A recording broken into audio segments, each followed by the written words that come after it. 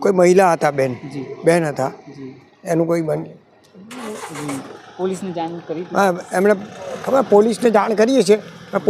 Police આવીને એ મેં જોયું અને બધી આવીને રેકોર્ડ કર્યું બધું અને બધું તપાસ કરી. એના વિજયાબેનના સબોર્ડિનેટ એ પણ બધા તરત જ આવી ગયા હાજર અને આગળ તપાસ કરે છે અને positively they are treating for this case.